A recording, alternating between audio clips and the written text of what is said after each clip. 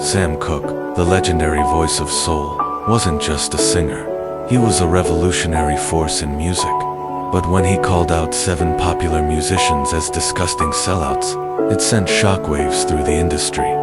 His words weren't just casual criticism, they were a bold statement against compromising artistic integrity for fame or money. This wasn't just personal bitterness. It reflected his deep belief in staying true to one's roots and message. So, who were the artists that triggered such a harsh reaction from Cooke? Find out who made the list and why it mattered so much to him. Before we dive into video, please subscribe our channel. Sam Cooke was born on January 22, 1931, in Clarksdale, Mississippi. He spent much of his childhood in segregated neighborhoods, where music became both an escape and a form of expression.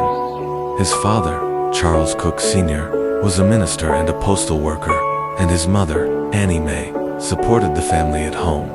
From an early age, Sam showed a remarkable talent for singing, especially in church. At just 6 years old, he joined a gospel group with his siblings and stood out with his smooth, emotional voice. In 1946, at age 15, he joined the legendary gospel group, the Soul Stirrers, becoming their lead vocalist not long after.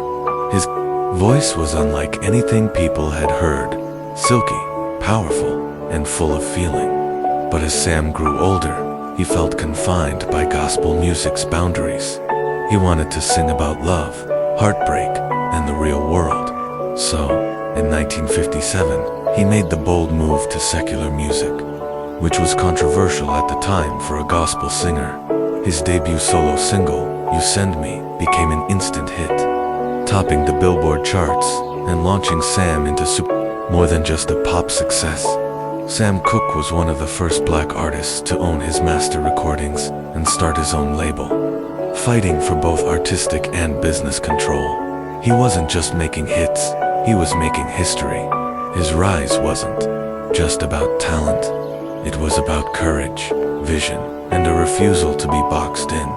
That same fierce independence would later shape how he judged other artists, especially those he felt had compromised their soul for commercial gain.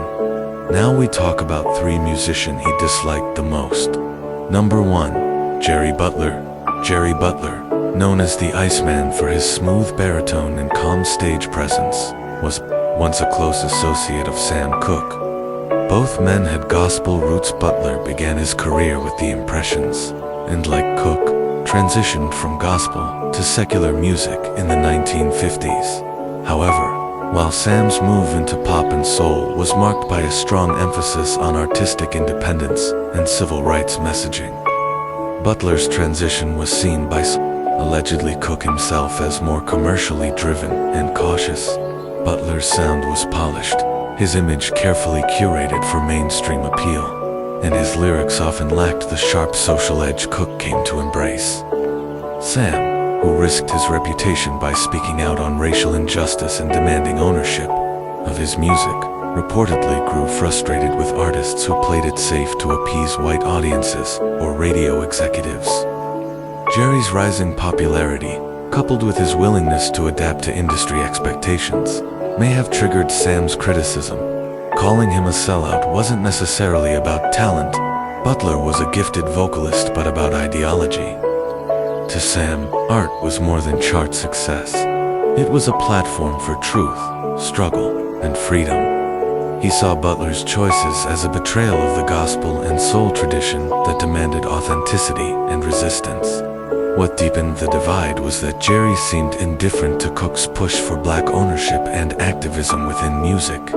While Jerry Butler thrived in the industry, Cooke saw his trajectory as emblematic of a larger issue: artists exchanging substance for acceptance. The tension between the two wasn't personal bitterness, but ideological disappointment. Sam wanted his peers to fight the same battle he was fighting. Jerry, in his eyes, chose comfort over cause, and that, for Cooke, was enough to place him on the list of disgusting sellouts. Number 2, Clyde McPhatter. Clyde McPhatter was a trailblazer in early rhythm and blues, known for his soaring tenor and emotional delivery. He rose to fame in the 1950s as the lead singer of the Drifters, and later enjoyed a successful solo career. McFadder was one of the first black artists to cross over into the pop charts, paving the way for future stars including Sam Cooke himself. However, despite his influence, Clyde's career was marked by controversy and personal turmoil. Sam Cooke admired McFadder's voice, but reportedly grew disillusioned with what he saw as Clyde's failure to stand firm in the face of industry pressure, where Sam fought for ownership of his recordings and the advancement of black voices. In music, Clyde seemed to drift, often surrendering creative control to record labels and managers. He changed styles frequently, often catering to trends rather than leading them. Sam may have viewed this as a kind of artistic surrender, trading soul for sales. Furthermore, McFadder's personal struggles, including alcoholism and financial mismanagement, made him vulnerable to exploitation by the very system Cooke fought to resist. Sam, who believed deeply in using music as a tool for empowerment, likely saw Clyde as someone who had the talent and platform, but didn't use them to challenge the status quo. It wasn't just about musical style, it was about responsibility. McFadder, in Sam's eyes, had all the tools to be a force for change, but instead let the industry mold him into something safe, predictable, and commercially acceptable. That kind of compromise didn't sit well with Sam Cooke. For an artist so rooted in purpose, watching someone with such vocal brilliance allow himself to be reshaped by the business may have felt like a betrayal. That's why Clyde McFadder, tragically, made Cooke's list of disgusting sellouts. Number 3. Brook Benton. Brook Benton was a celebrated baritone in the 1950s and early 60s, known for his smooth, romantic ballads and polished image. With hits like It's Just a Matter of Time and Rainy Night in Georgia, Benton was a favorite on both pop and R&B charts. But to someone like Sam Cooke, who fought tirelessly for artistic independence and cultural impact, calculated career choices may have come across as overly commercial and compliant. Benton worked closely with major labels, like Mercury Records, and often collaborated with white songwriters and producers to craft clean crossover hits. While there's no denying his vocal talent, Benton rarely addressed the social or political climate of the time through his music.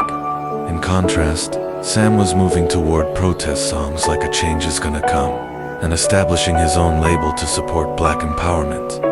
Benton's success came without challenging the system. He fit the mold, stayed in line, and benefited from an industry that often sidelined more outspoken black voices. To Sam, that wasn't just neutrality, was complicity. Benton's refusal to break the mold or use his fame to uplift the struggle of the black community may have made Sam question his integrity as an artist. Sam wasn't against commercial success, he had it himself, but he believed it had to come with a message, a mission, a stand. Brook Benton, though successful, symbolized the kind of artist who went along with the industry's expectations, avoiding risk and revolution in favor of steady chart placement. That cautious path, in Sam's view, diluted the power of soul music. It's likely that Cooke didn't hate Benton personally, but saw him as a symbol of what soul music should: never become safe, silent, and sanitized. That's why Benton landed on his controversial list of disgusting sellouts.